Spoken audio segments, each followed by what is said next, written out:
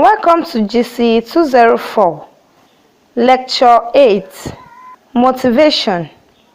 Introduction.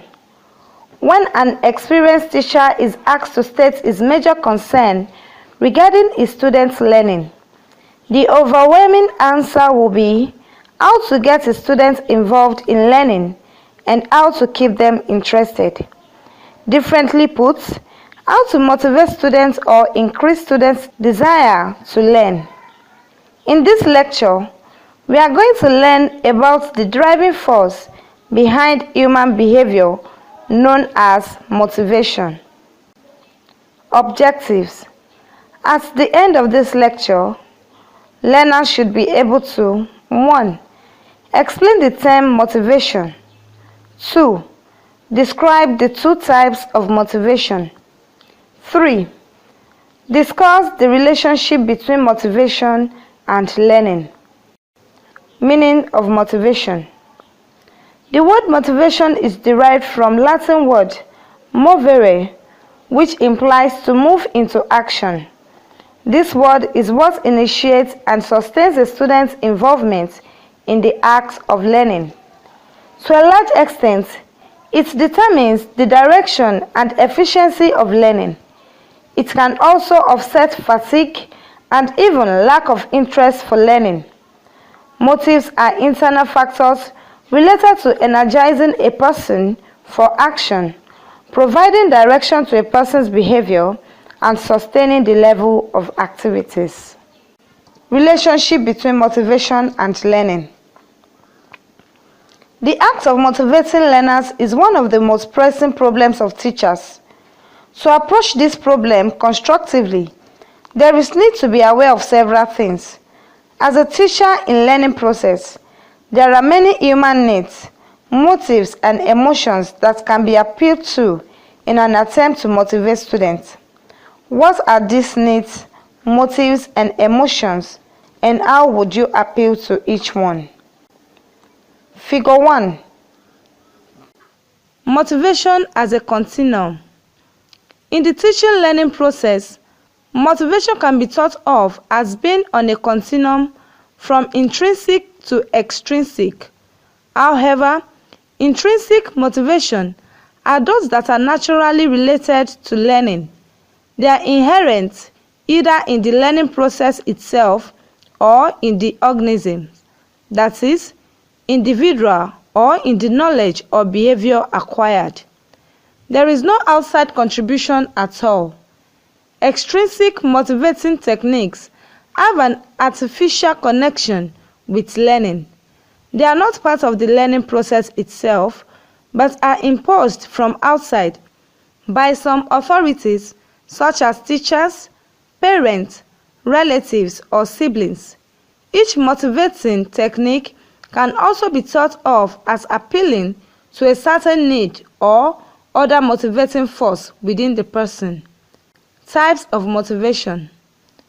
There are several kinds of motivation that can be identified in the classroom situation. Task motivation. When students accomplish a difficult task, achieve success in a learning situation, or use their own initiative to explore learning beyond the limits defined by the teacher, task motivation is said to be in operation. However, there are different opinions as to the nature of this type of motivation. Asubel 1968 contends that successful accomplishment of a task is intrinsically rewarding and will motivate the learner towards additional tasks, regardless of the strength or existence of affiliative and other social motives. In contrast, Verov 1969 sees task motivation as varying at different stages of the child's development, with social and other motivational factors performing important functions in task achieving at the different stages. Atkinson 1965 offered the most useful theory of task motivation, which he coined out from the original work of M.C. Cleland and Associates, that task motivation is related to either A. the need to achieve success, or B, the need to avoid failure in learning tasks. When encountering a classroom task, one student may approach it enthusiastically, while another student may use as much energy avoiding an academic behavior if failure on the task is likely. Competition motivation. Competition permeates every social structure, including the schools.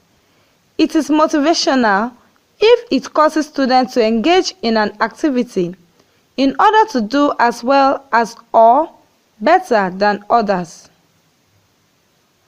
Competition can be positive if it helps individuals realize their potentials. This is often considered essential in school because it prepares students for competition in real life. Healthy competition can aid social interaction and maturation. If it is well handled, it can benefit those who compete. But many a times, the demands for success become extreme and the individual gets caught up in unhealthy competitive situations that benefit no one. Early and constant competition may actually cause students to be tired of competing, either academically or socially, and the long-term effect may be to decrease motivation.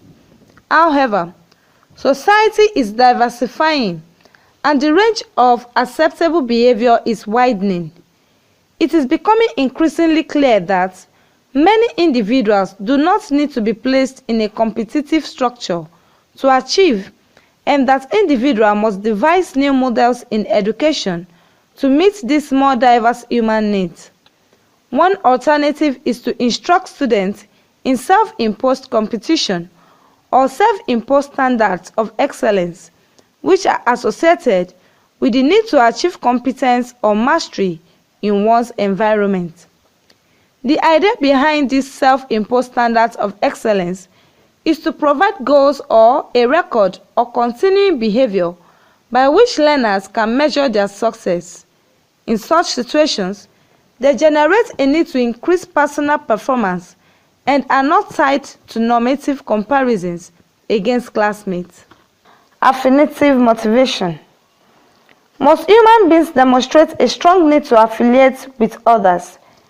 People join organizations, clubs, special interest groups, and social organizations and volunteer much time in socially relevant causes in order to carry an effective interaction with others. Human beings engage in social activities in order to relieve boredom, share feelings, gain social recognition, express affection, and alleviate stress. Students are typically motivated to gain approval from peers and adults within the classroom and home environment. Most young school children express a strong desire for adult affiliation, which is generally evidenced by the tendency to strive to establish, maintain, or restore a positive, effective relationship with their teachers. Typically, children see the teacher as controlling the classroom environment. In an attempt to minimize conflict and gain acceptance from the teacher, students usually try to conform to the teacher's expectations. As children grow, they shift their affiliation from teacher to classroom peers. Teachers should realize that peer affiliations are important. Peer groupings apparently form a kind of subculture, and students often refuse to violate their norms. Reinforcing motivation.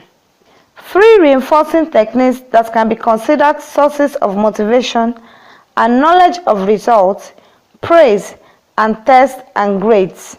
Skinner, 1938-1953, contends that knowledge of the correctness of a response is sufficient reinforcement for a learning task.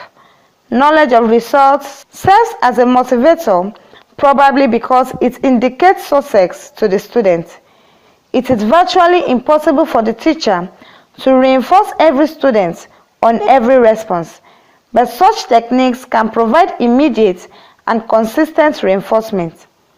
Many learning theorists Consider praise a good motivational technique because it encourages achievement, increases aspiration levels, and facilitates learning.